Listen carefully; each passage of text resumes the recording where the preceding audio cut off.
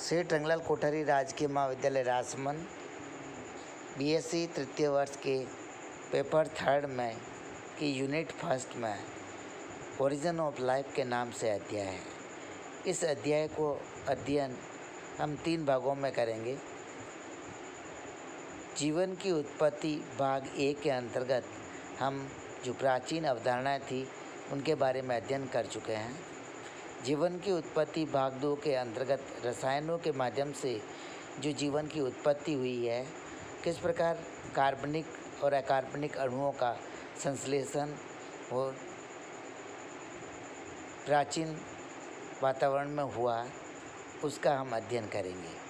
जीवन की उत्पत्ति का यह अध्याय आपके समक्ष प्रस्तुत कर रहे हैं प्रेम सिंह चौहान, सहआचार्य प्राणीशास्त्र। जीवन के उद्गम की आधुनिक परिकल्पना, इसे जीवन का जीव रसायन उद्गम भी कहा जाता है। जीव रसायन उद्गम के सिद्धांत को प्रस्तुत करने वाले रूस के प्रसिद्ध जीव रसायनज्ञ AI ओपेरिन थे, जिन्होंने अपनी नवीनतम खोजों के आधार पर जीवन के उद्गम की जीव रसायन परिकल्पना का प्रतिपादन किया। इस परिकल्पना के अनुसार आदिकालीन पृथ्वी पर केवल कार्बनिक यौगिक उपस्थित थे। ये कार्बनिक यौगिक समुद्र के जल में घुले हुए थे। इन्हें यौगिकों के विशिष्ट रूप से संगठित होने पर जटिल यौगिक बने। इन्हीं के समुच्चय से एक ऐसी रचना का निर्माण हुआ जिसमें जीवन के लक्षण विद्यमान थे। पृथ्वी पर जीव उत्पत्ति के संबंध में जानने से पहले प्रारंभिक पृथ्वी एवं उसके वायुमंडल के निर्माण का मौलिक ज्ञान भी आवश्यक है। इसलिए प्रारंभिक पृथ्वी और उसका आदिम वायुमंडल के बारे में जान लेते हैं। वैज्ञानिक गणना के अनुसार पृथ्वी की आयु 5 से 6 अरब वर्ष है। संभवतः इसकी उत्पत्ति गर्म कॉस्मिक किरणों, धूल व गैस के पिंडों से हुई, जो उस समय ब्रह्मांड में तीव्र गति से चक्कर लगा रहा था। इस पिंड के कई भागों में बढ़ जाने से ही ग्रहों की उत्पत्ति हुई। इन ग्रहों में से पृथ्वी भी एक है। स्पष्ट है कि प्रारंभिक पृथ्वी एक ज्वलित वाष्प के गोले के रूप में थी, जिसमें हाइड्रोजन व अन्य तत्व के परमाणु स्वतंत्र अवस्था में विद्यमान थे। लाखों करोड़ों वर्षों में जैसे जैसे पृथ्वी ठंडी होती गई, विभिन्न गैसों का तत्वों ने अपने घनत्व के अनुसार अलग अलग स्तर बना लिया।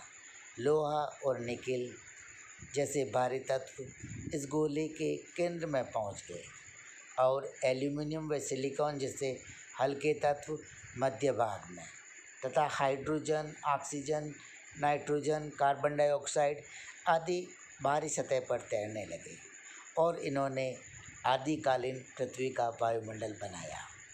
शुरू में पृथ्वी का ताप इतना अधिक था कि विभिन्न तत्वों के परमाणु मुक्त अवस्था में विद्यमान थे। ताप में कमी होने पर इन परमाणुओं के संयोग से एक अणु का निर्माण हुआ। अधिक क्रियाशील होने के कारण ऑक्सीजन ने कार्बन और नाइट्रोजन के साथ सहयोग कर लिया, जिसके फलस्वरूप प्रारंभिक वायुमंडल में ऑक्सीजन मुक्त अवस्था में विद्यमान नहीं थी। उस समय का वातावरण रिड्यूसिंग था। अब बात आती है रासायनिक विकास की। इसीलिए थोड़ा सा इस पूर्व कथन के बारे में बात करना चाहेंगे। पृथ्वी के सेक्शन या पृथ्वी के कटिंग को आपने देखा होगा, तो इसकी परतों को सियाल, सीमा और नीफे कहा जाता है। नीफे का मतलब है निकिल और फेरस से बनी हुई सबसे भीतरी, सीमा सिलिकॉन और मैग्नीशियम से, और सियाल का मतलब सिलिकॉन और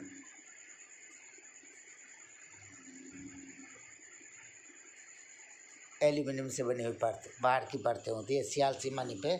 इसे आप भूगोल के विषय में और अधिक विशेष अधिक विस्तृत रूप से अध्ययन कर सकते हैं। हम बात कर रहे हैं जीवन के उत्पत्ति की, और जीवन के उत्पत्ति की जो रासायनिक अवधारणा है, अब हम उसकी बात करेंगे। जीवन की उत्पत्ति की रासायनिक अवधारणा के लिए 4 अवस्थाओं में इस अध्ययन को हम विभाजित करेंगे। सबसे पहले है सरल प्रकार के यौगिकों का संश्लेषण, जो पहली अवस्था में हुआ। दूसरी अवस्था में जो सरल प्रकार के यौगिकों के मिलने से कार्बनिक यौगिकों का निर्माण हुआ। तीसरी अवस्था में जटिल कार्बनिक अणुओं या मैक्रोमोलिक्यूल्स का निर्माण हुआ, और चौथी अवस्था में न्यूक्लियोप्रोटीन्स का निर्माण हुआ। प्रथम प्रावस्था, जिसे हम कहते हैं सरल यौगिकों का संश्लेषण। आदिकालीन पृथ्वी का तापमान 5000 से 6000 डिग्री सेंटीग्रेड के बीच था। उस समय इसकी धरातलीय गैस में कार्बन, नाइट्रोजन, ऑक्सीजन, हाइड्रोजन प्रचुर मात्रा में थे। इनके परस्पर संयोग से जल, अमोनिया व मीथेन बने जैसे प्रारंभिक यौगिक बने, परंतु तापमान अधिक होने के कारण ये सब गैसों के रूप में ही वायुमंडल में रही। समय के साथ साथ पृथ्वी का ताप भी कम होता चला गया और कुछ गैसों ने तरल रूप ले लिया। इनमें से कुछ तरल ठोस पदार्थों के रूप में बदल गए। वायुमंडल में छाए नीले गहरे बादल जल के रूप में पृथ्वी पर बरस पड़े। वर्षा का पानी जैसे ही धधकती हुई पृथ्वी के संपर्क में आया, तुरंत वाष्प बन के रूप में पुनः वायुमंडल में जा मिला। यह क्रम लाखों वर्षों तक चलता रहा। धीरे धीरे पृथ्वी की सतह ठंडी होती गई और इसमें वर्षा के पानी को रोकने का सामर्थ्य आ गया। भारी वर्षा के कारण पृथ्वी की सतह कटने फटने लगी, जिसके फलस्वरूप कहीं पर विशाल खड्डे तो कहीं पर ऊंचे टीले बन गए। नदियाँ, सरिता और झरने फूट पड़े और घाटियों का निर्माण हुआ। संपूर्ण निचली भूमि जलमग्न होकर झील, सागर और समुद्र बन गए। वर्षा के पानी में घुलकर वायुमंडल की अमोनिया और मीथेन समुद्र के पानी में एकत्रित होती गई। नदियों द्वारा लाए गए पानी में खनिज लवण भी प्रचुर मात्रा में थे। यह भी समुद्र में विलीन हो गए। वैज्ञानिकों का अनुमान है कि प्रथम जीव का उद्गम इन्हीं यौगिकों के रासायनिक संश्लेषण द्वारा समुद्र में हुआ। दूसरी प्रावस्था, जिसमें कार्बनिक यौगिकों का निर्माण हुआ। पृथ्वी के ठंडा होने का क्रम जारी रहा और ताप कम होने पर मीथेन के संघनन से ethane, propane, butane, ethylene, acetylene आदि संतृप्त और असंतृप्त दोनों प्रकार के सरल हाइड्रोकार्बन्स का निर्माण हुआ, जिन्होंने अतितप्त वाष्प के साथ क्रिया करके मेथिल एल्कोहल, एथिल एल्कोहल आदि और इनके ऑक्सी व हाइड्रोक्सी यौगिक बनाए। ऊपर बने सरल कार्बनिक अणुओं के संगठन के बहुलीकरण, ऑक्सीकरण और अपचयन के अतिरिक्त अमोनिया और जल के साथ क्रिया करके और अधिक जटिल कार्बनिक यौगिक बने। इन सभी यौगिक रासायनिक संश्लेषण द्वारा निर्मित हुए, इसीलिए तो इसे रासायनिक उद्गम का सिद्धांत कहते हैं। रासायनिक संश्लेषण द्वारा निर्मित हुए यौगिकों पर सूर्य के प्रकाश तथा बादलों ने बिजली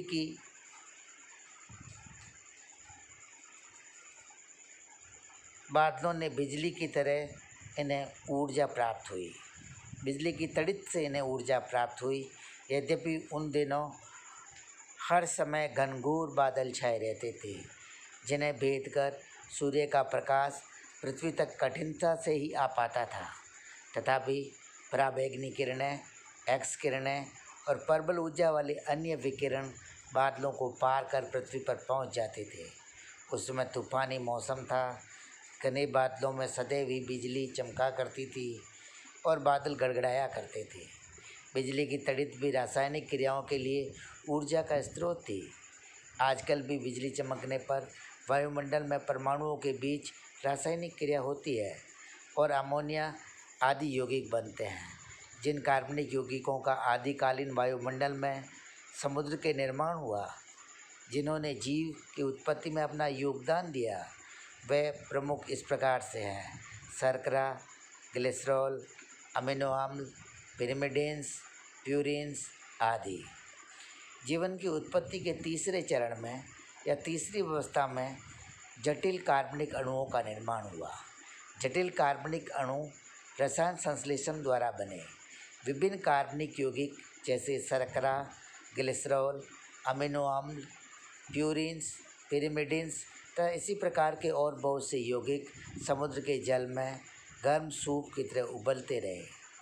इनके विभिन्न संयोगों के फलस्वरूप पॉलीसैकेराइड कार्बोहाइड्रेट, वसा, प्रोटीन, न्यूक्लियोसाइड्स, न्यूक्लियोटाइड्स जैसे और अधिक जटिल कार्बनिक यौगिकों का निर्माण हुआ।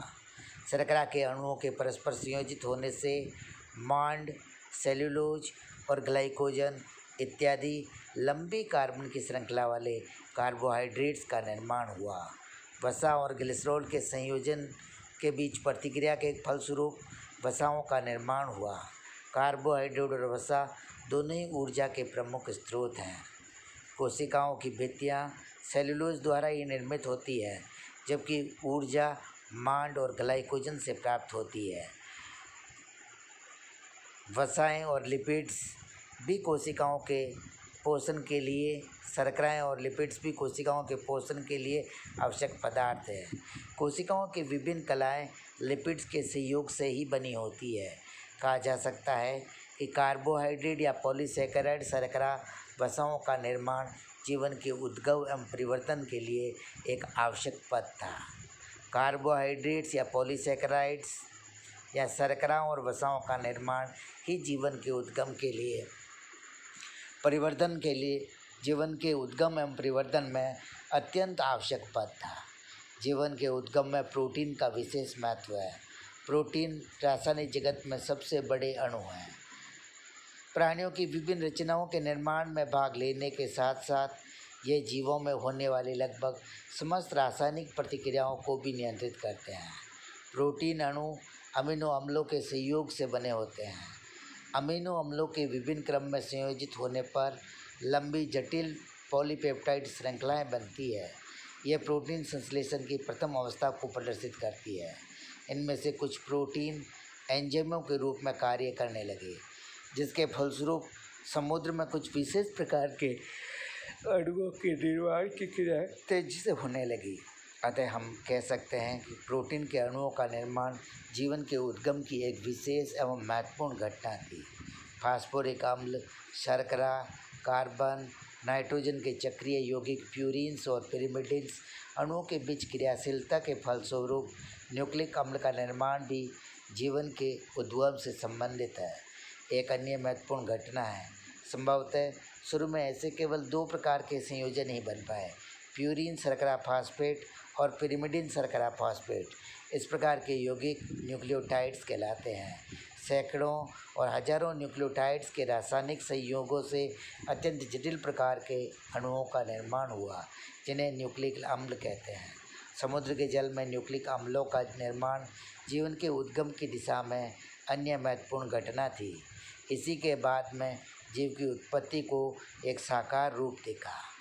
चौथी प्रावस्था न्यूक्लियो प्रोटीन के निर्माण से है। जैसे जैसे रासायनिक संश्लेषण की क्रिया प्रगतिशील रही, पॉलीसैकेराइड कार्बोहाइड्रेट्स, वसा, प्रोटीन, न्यूक्लिक अम्ल में परस्पर रासायनिक प्रतिक्रिया होती रही। इसके फलस्वरूप न्यूक्लियो प्रोटीन अन्य जटिल दीर्घ अणु का निर्माण हुआ।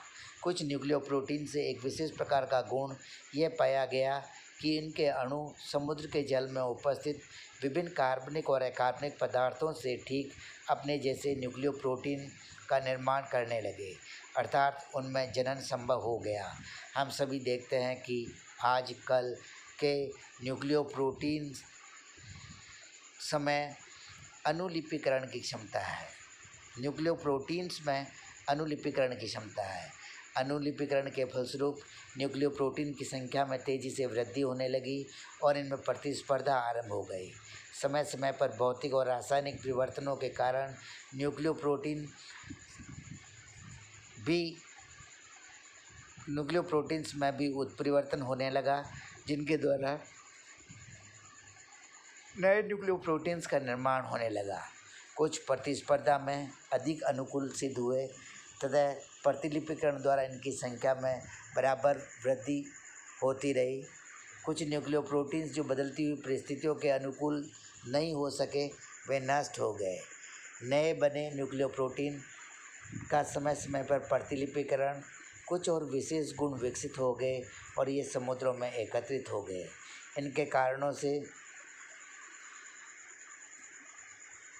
इनके कारणों को सूचित करने में भी अन्य अंगों की अपेक्षा और अधिक सफल रहे। इस प्रकार न्यूक्लियोप्रोटीन उद्विकास का प्रक्रम स्थापित हो गया।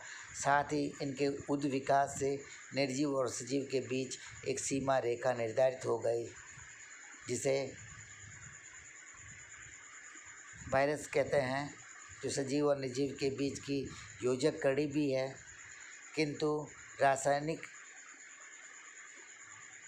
उद्गम के इस सिद्धांत में या जीवन के रासायनिक उद्गम में अब तक हम सरल प्रकार के तत्वों से कार्बन, हाइड्रोजन और ऑक्सीजन के उस समय के वातावरण में क्रिया के कारण बने हुए न्यूक्लियोप्रोटीन से जो वर्तमान जीवन की उत्पत्ति का कारक बने, इससे यह प्रमाणित होता है। आगे के तीसरे भाग में जीवन की उत्पत्ति का जो तीसरा भाग है, उसमें हम बायोलॉजिकल इवोल्यूशन पढ़ेंगे।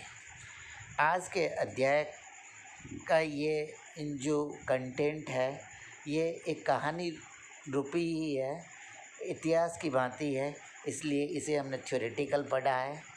असाइनमेंट आपके लिए समक्ष प्रस्तुत है। जीवन के उद्भव की आधुनिक परिकल्पना की व्याख्या करनी है। इसे आप कॉपी पे उधार करके सबमिट कर सकते हैं। आज के अध्याय को ध्यानपूर्वक सुनने के लिए आपका बहुत बहुत धन्यवाद। अपेक्षा करते हैं कि यह अध्याय आपके लिए उपयोगी साबित होगा। एक बार पुनः धन्यवाद। शुभकामनाओं के साथ आज के प्रकरण को हम यहीं समाप्त करें।